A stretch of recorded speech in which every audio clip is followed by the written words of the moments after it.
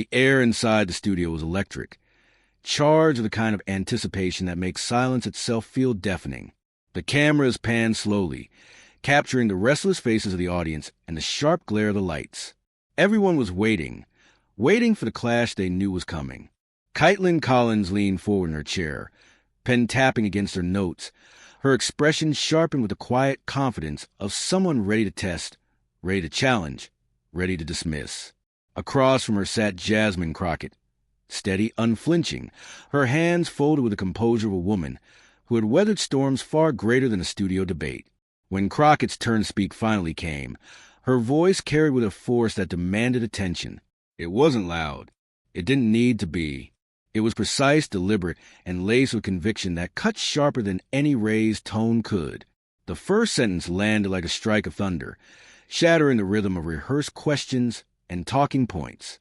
Kaitlan blinked, caught off guard, her lips parting as if to interrupt, but for once, no words came out. The silence stretched, long enough for everyone to notice. In that stillness, the audience could feel the shift. Something was happening, something rare. Crockett wasn't simply answering a question. She was rewriting the moment, seizing it. Every word she spoke pressed deeper, not just into the discussion, but into the conscience of everyone watching. The tension grew with each phrase, and though Collins tried to maintain her composure, her carefully constructed confidence wavered. The roles had flipped. The challenger now looked challenged. Viewers at home leaned closer to their screens. In living rooms, on phones, in crowded bars, people fell silent, their eyes fixed on the unfolding drama. It was the kind of silence that didn't signal emptiness, but reverence, the sound of an audience too captivated to breathe. Collins shifted in her chair, her pen frozen mid-tap. And then it happened. Crockett's final words of that opening salvo landed, echoing through the studio like a bell tolling in a cathedral. The weight of them lingered, heavy, undeniable. For a heartbeat, the entire studio froze. No applause, no rebuttal, just silence. But what happened next didn't just silence Kaitlan Collins. It silenced the entire studio, leaving millions speechless at home. The silence that followed Jasmine Crockett's opening words wasn't empty. It was loaded, a quiet before the storm. And in that quiet, the stakes became clear. This wasn't just a studio debate. This was a collision between two visions of America. One that questioned, doubted, and dismissed, and another that stood firm in conviction, demanding to be heard. Kaitlan Collins, known for her sharp questions and relentless interruptions, represented the voice of skepticism. She carried herself with the poise of someone who had spent years in the political arena, pressing politicians, cutting through speeches, and exposing cracks in their arguments. To many, she was a symbol of accountability. But tonight, her skepticism had taken on another tone, sharper, almost dismissive, as if Crockett's bold words were too audacious to be taken seriously. Crockett, on the other hand, wasn't merely defending a point. She was defending a vision rooted in justice, dignity, and the lived experiences of millions who felt overlooked. For her, every word carried the weight of representation, of people who had been silenced too many times before. She wasn't just another voice on a panel. She was a force of reckoning. The tension rose as Collins prepared to strike back. She adjusted her notes, eyes narrowing, her pen scratching across the paper as if she could dismantle Crockett's argument with ink before even opening her mouth. The audience leaned in, sensing the pressure building, sensing that this wasn't just political theater, but a battle over something larger, identity, truth, and belonging. Outside the studio, America itself was caught in similar battles. Social media was ablaze with debates over justice, representation, and who had the right to speak for the people. This moment wasn't happening in a vacuum. It was happening in a country where every word, every clash, carried ripple effects far beyond the studio lights. Collins finally lifted her gaze, ready to cut in. Her reputation demanded it. Her pride demanded it. She could not let this moment slip without challenge. The silence had stretched long enough, and she leaned forward, lips parting to reclaim control. But Collins wasn't about to back down, not yet. And what she said next would test Crockett in ways the audience never expected. Kaitlan Collins had built her reputation on control. From the White House briefing room to primetime television, She had mastered the art of sharp questions delivered with precision. To her supporters, she was fearless, an anchor unafraid to hold power accountable. But to her critics, that same sharpness often crossed into arrogance, a tendency to interrupt, to dominate, to press not out of curiosity but out of condescension. Tonight, that edge was on full display. Seated under the blinding lights of the studio, Collins exuded the confidence of someone who had faced senators, presidents, and press secretaries without flinching. She had sparred with political giants, cut down evasive answers, and walked away with headlines that kept her name trending. This wasn't just another segment to her. It was another opportunity to assert her authority as the voice of reason. But the very traits that made her formidable also made her vulnerable. Her quick dismissals and interruptions often revealed more than just journalistic rigor. They revealed impatience, a quiet disdain for perspectives she considered too bold, too idealistic, or too disruptive to the status quo. And when she came face to face with someone like Jasmine Crockett, who carried herself with unshakable conviction, Collins' instinct to dominate could easily transform into overreach. In her mind, Crockett's words had to be challenged. They were too sharp, too powerful, too direct to go unchecked. Collins couldn't risk allowing that kind of rhetoric to stand unopposed in front of a national audience. She had worked too hard, climbed too high, to let her authority be shaken in real time. Her pen tapped against her notes, her posture stiffened, and her eyes scanned for openings. What Collins didn't realize was that her confidence, her greatest weapon, was about to falter. The same relentless drive that had made her a star would, in this moment, push her toward an underestimation so profound it would leave her exposed. For once, Collins was not sparring with a politician eager to dodge. She was facing a woman who thrived in storms, who had learned to channel every dismissal and every doubt into fuel. Collins thought she was preparing to dismantle Crockett. Instead, she was walking straight into a reckoning. Jasmine Crockett's story did not begin under the bright lights of a television studio. It began in quiet, ordinary places. Places where resilience was not a choice but a necessity. Born into a working-class family, she understood early what it meant to struggle, what it meant to fight for every inch of progress. Where others inherited platforms, Crockett built hers brick by brick, through sacrifice, grit, and an unshakable belief that her voice mattered, even when others tried to silence it. Her path was not smooth.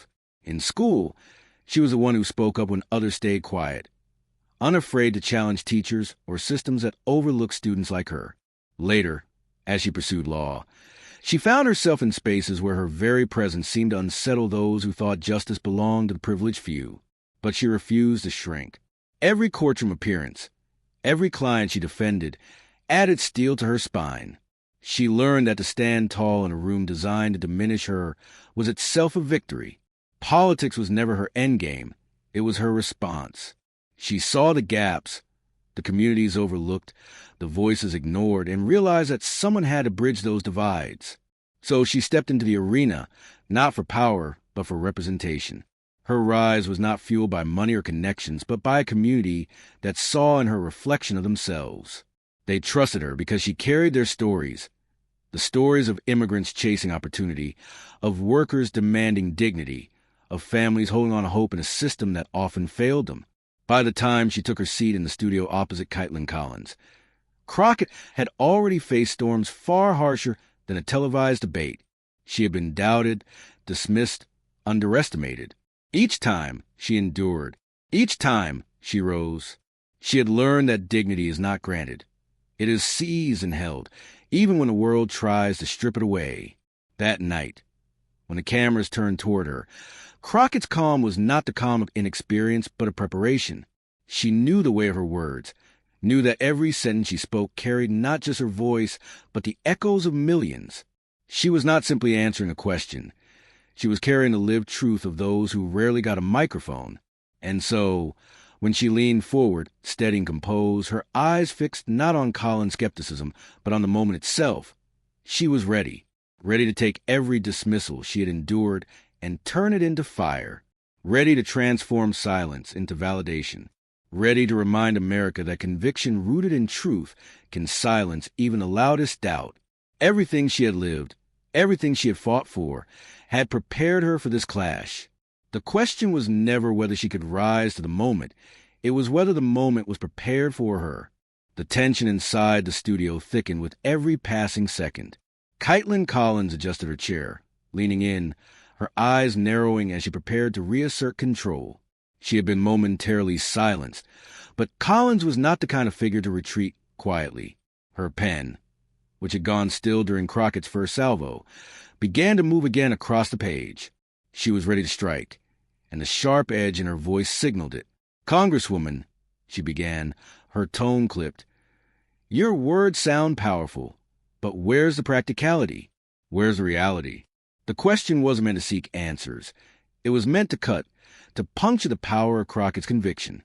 Collins layered skepticism into every syllable, her phrasing designed to corner, to paint Crockett's vision as lofty but unattainable.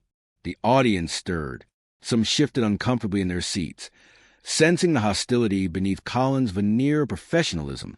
Others leaned forward, anticipating clash, eager to see if Crockett would falter under the weight of Collins' challenge. The studio lights seemed harsher now, spotlighting every flicker of expression, every twitch of reaction. But Crockett didn't flinch. She held Collins' gaze, her expression calm, almost unshakably so. She let the question hang, let the skepticism seep into the room, and then she simply breathed. The silence that followed was not weakness. It was control. She was taking the rhythm back, bending the tempo of the debate to her will. Collins, sensing the danger of that pause, pressed harder. "We've heard promises before. We've heard passion before.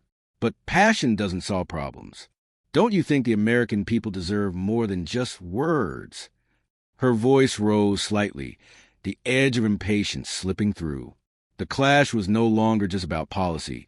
It was about presence, authority, identity. Collins was trying to box Crockett in, to paint her as another voice destined to fade under scrutiny. But Crockett had weathered worse storms than this. And then Crockett leaned forward, her eyes locked on Collins with unwavering certainty, her hands still folded, her voice steady and deliberate. The calm in her tone only heightened the intensity of the moment. She was about to respond, not with deflection, not with hesitation, but with words that would reverberate far beyond the walls of the studio. And what she said changed everything. Jasmine Crockett's voice broke through the tension with the kind of clarity that leaves no room for doubt. She didn't raise her tone. She didn't rush. She spoke with a deliberate calm that carried more force than any shout could muster. "You talk about practicality," she began, her eyes never leaving Kaitlan Collins. "But for the people I represent, practicality means survival. It means being able to afford health care without choosing between medicine and rent. It means a fair wage so a single mother doesn't have to work 3 jobs just to feed her children. That's not lofty. That's not unrealistic. That's reality for millions of Americans. And it's the one reality too many in power choose to ignore." The words landed like hammer strikes. The studio, moments ago restless, now fell into a hushed awe. Crockett leaned into that silence, her pauses purposeful, allowing the weight of each point to settle before continuing. "Practicality," she repeated, slower this time, "is not measured by the comfort of the privileged. It's measured by whether ordinary families can live with dignity. And if that makes you uncomfortable, then maybe it should." Collins blinked, caught in the spotlight of a truth she couldn't easily dismiss. Her pen, which had been scribbling furiously, now lay idle in her hand. The confident armor she had worn at the start of the debate began to crack, her posture shifting in the slightest sign of unease. Crockett's gaze never wavered. "For too long," she continued, "voices like mine have been interrupted, dismissed, talked over. But no matter how many times you try to cut us off, the truth will outlast the noise. The truth doesn't need permission to be heard." And with that final line, Crockett leaned back in her chair, her words echoing through the stillness of the studio. No one spoke. No one dared. The silence was not awkward. It was reverent. The kind of silence that follows a moment so powerful it demands reflection. Kaitlan Collins opened her mouth as if to respond, but nothing came. The clash she had prepared for had dissolved, leaving her staring at a woman who had just seized the room with nothing more than conviction. And then, The silence deep and heavy, unshakable. The kind of silence that meant everything had changed. The silence inside the studio didn't stay contained. Within minutes, the clip of Jasmine Crockett's words was ricocheting across social media. Hashtags like #PowerfulWords and #CrockettMoment exploded on timelines, flooding feeds with replay after replay. Viewers who had never tuned into political panels before were sharing the video, captioning it with phrases like, "This is what leadership sounds like," and finally, "Someone speaking the truth." Commentators scrambled to respond. Some praised the exchange as a defining moment, a rare instance where clarity shattered the usual noise of televised debate. Others, clearly unsettled, tried to downplay it, but their critiques only amplified Crockett's impact. The energy was undeniable. This wasn't just a soundbite. It was a cultural spark. Collins, once the commanding voice, now trended for all the wrong reasons. Memes spread of her stunned expression, frozen mid-reaction, contrasted with Crockett's unwavering composure. The imbalance was clear. The challenger had been challenged, and the world had seen the shift happen in real time. But the most important reactions weren't from pundits or politicians. They were from ordinary people. Parents, students, workers, immigrants, all saying the same thing.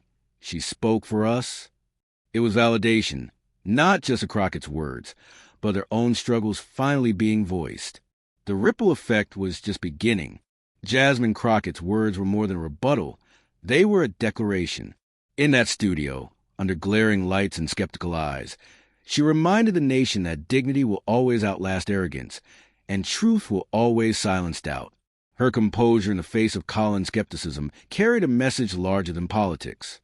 It spoke to every person who had ever been interrupted, dismissed, or told that their voice didn't matter. She proved that conviction, rooted in lived experience, can stand against even the sharpest attempts to diminish it. What lingered after the exchange wasn't Collins' question, but Crockett's answer. It wasn't the doubt, but the dignity. And that distinction mattered, because it reframed the debate, not as a contest of egos, but as a reminder of who gets to define practicality, who gets to define truth. The moral was simple yet profound. Power is not measured by volume, but by conviction. And when conviction speaks with clarity, it demands not applause but silence, the kind of silence born of recognition.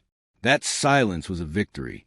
The studio may have fallen silent, but the echoes of Jasmine Crockett's words continue to resonate far beyond that moment. They remind us that truth, spoken with courage, can cut through skepticism and shift the balance of power in an instant. This wasn't just a debate, it was a lesson that conviction matters, that voices once overlooked can rise to define the narrative, and that silence can sometimes speak louder than applause. And that's why we tell these stories, because they're not just about politics. They're about identity, dignity, and the courage to stand tall when others try to cut you down. If you felt the power of this moment, if you believe voices like Jasmine Crockett's deserve to be heard, then join us. Subscribe, share, and become part of the conversation. This is Argument Arena, where voices rise, truth resonates, and silence itself becomes proof of power.